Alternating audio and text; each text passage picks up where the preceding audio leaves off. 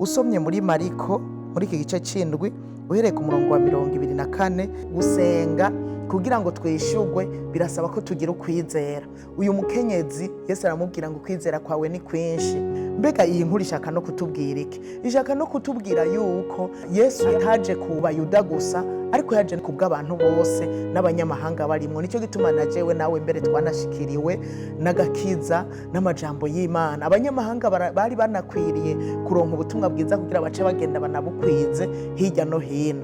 Uyu mugirikikazi Yesu aramugirira neza kandi atari mu muryango w'Abayuda. Aha aya majambo yayamubwira ngo sinatumwe ku bandi atari mu ntama zazimiye z'Abisirayeli, kwari kugira ngo arabe ko yomuva inyuma. Yari karamupima. Nawe inshuti yanje hariho igihe ugira ikibazo ugasenga ukabona umengo ntibicamwo, ukongera ugasenga ahubwo ukabona ibintu bibi womengo nivyo biriko biraza, ntuzucike intege. Imana yacu biriko irumva. Hariho igihe gusa ireka irindiriye ngo irabe ko ubiheba, irabe ko ucika intege. Biba bisaba rero iyo dusenga ngo dushishikare. Aha rero nshaka kuvuga ku kwizera kujanye no gushishikara. Iyo dusenga twongere dushishikare. Tutishuwe uyu munsi dushobora kwishurwa ejo, tutishuwe ejo tuzokwishurwa na hirya y'ejo canke mu ndwiza canke mu mwaka uza.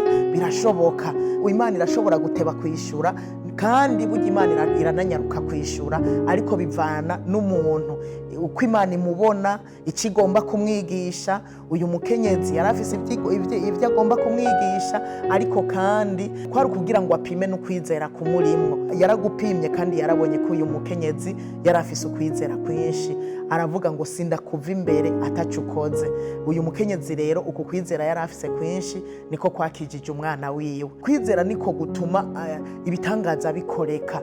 Ingorane tugira twegera Imana abantu batagira ukwizera. Umuntu akavuga ati reka basi mfe, akumva mu mutima ari ugupfa gusenga, ari ugupfa kubwira Imana. Ntupfe kuyibwira. Imana irumva, Imana irishura. Ndakwinginze ngo ube wegera Imana ufise ukwizera.